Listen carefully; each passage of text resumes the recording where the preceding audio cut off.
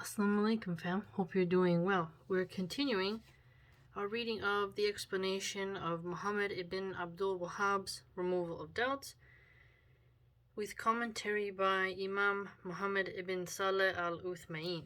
Okay, now in this section I've already read ahead, but I'm going kind of in order for everyone else. This part has things about shirk. And he has a very unique way of answering people. He says things like, if he says, respond with this. And if he says, respond to this.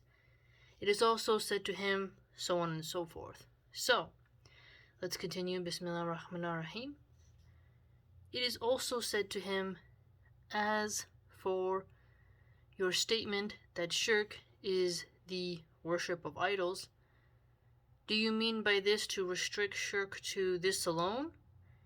And do you believe that relying upon the righteous and supplicating to them is not to be considered shirk? Now this is important because if you notice in other religions, you're allowed to have intercessors. And the righteous are invoked.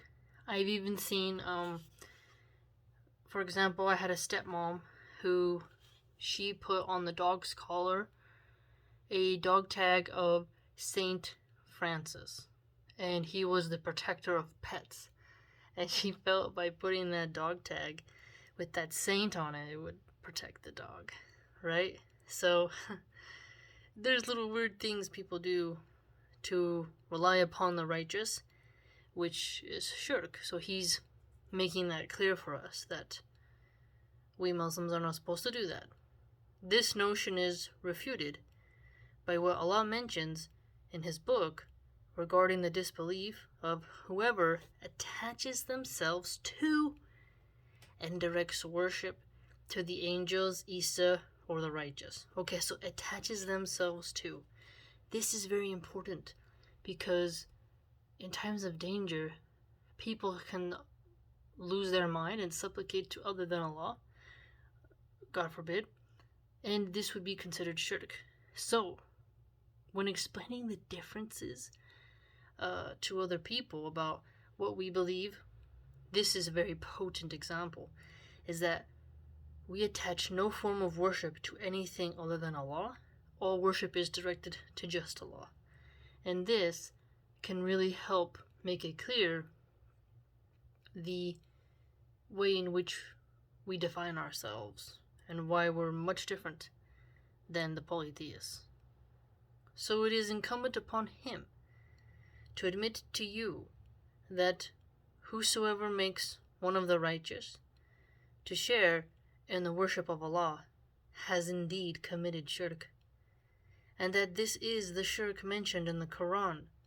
And this is what we have been seeking to establish. So here, you have committed shirk if you allow the righteous to share in any form of worship alongside Allah. Very important. Don't say anything other than Allah's name, like in the name of Allah. You can't say in the name of oh so-and-so. You can't do that. You need help, you want to pray, you make dua, all of this directed to Allah alone. You can't be talking to no jinns, doing all that crazy stuff. It's not about it. You can't do that. The essence of this matter is that if he were to say, I do not commit shirk with Allah, then ask him, define what committing shirk with Allah actually is. Explain it to me. So then if he says, the worship of idols. Now what I like about this is he says, explain it to me. And ask him to define it. That's smart. Because this gets the person thinking, right? Like, well, I think it's this. And then you can guide them and help them learn instead of just telling them, oh, this, and this. Sometimes you can do that. But sometimes having them see where the computations in their own mind fail can often help open their mind to be more receptive to guidance. So I found that to be quite unique in the way in which he did that. He continues, then say, define what it means to worship idols. See, this is smart because, at least in English, I'm sure in Arabic, you can go about it in many ways in defining what is worship. But remember, worship, at least in English, has a lot of different elements to it. It's such a multi-layered word.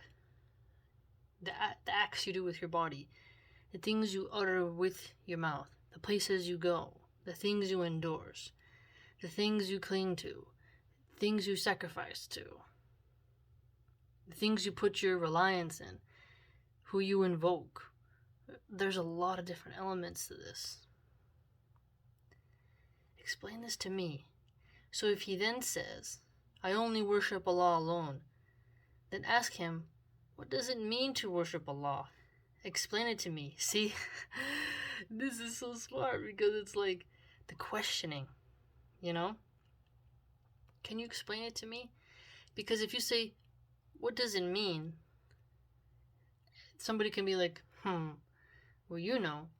But if you ask for an explanation, it's almost like you're being a bit humble, right? In your inquiry. So if he explains, and in the manner in which is explained and clarified in the Quran, then this is what we were seeking to establish. But if he doesn't know, then how can he claim something and he does not know it? So this points out how you need to explain how you worship Allah by using the Quran. And if you don't know how to do that, then you cannot say, essentially, what shirk is or how you worship Allah, because you have not truly analyzed it fully. Because if you did, you'd be able to answer.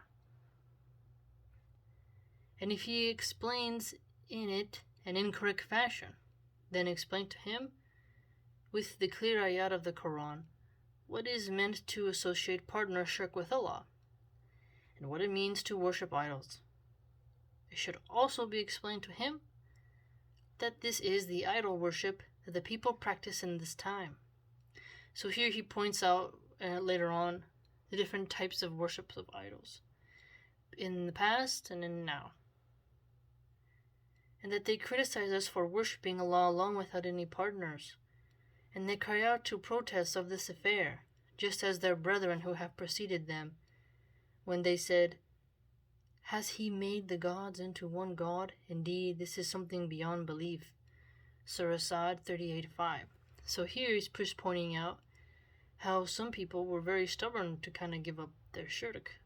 They were surprised to say, one God, and then to hear others say it was something profound.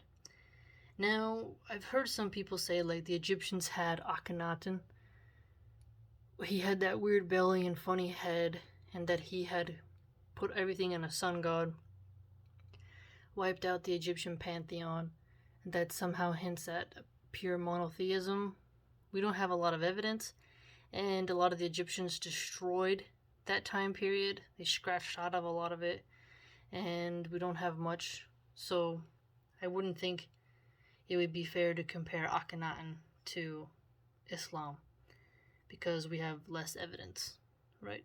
But it is interesting how he inquiries to what does it mean to worship Allah?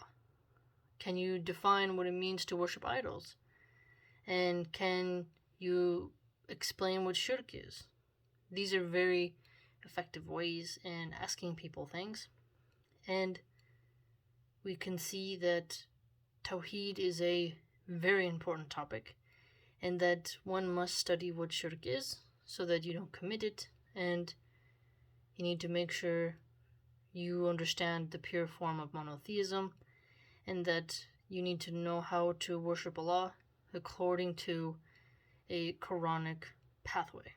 So hopefully you learned something, and remember to define your terms and to question, inquire, and reflect. Very unique book. I've learned quite a lot from it, I must say. It's really helpful. And just remember, Some angels, awliyas, and the arafat will be granted permission to intercede, but you are not able to invoke their names. Okay? You cannot worship the righteous, and you cannot do that. So don't do it. Don't even think about it. It's clear. And then remember Surah Al-Jinn 72:18. So do not invoke anyone along with Allah. This is very powerful. Very powerful. So he's made it quite clear for us here. If you want to free yourself from shirk, you need to know what it is.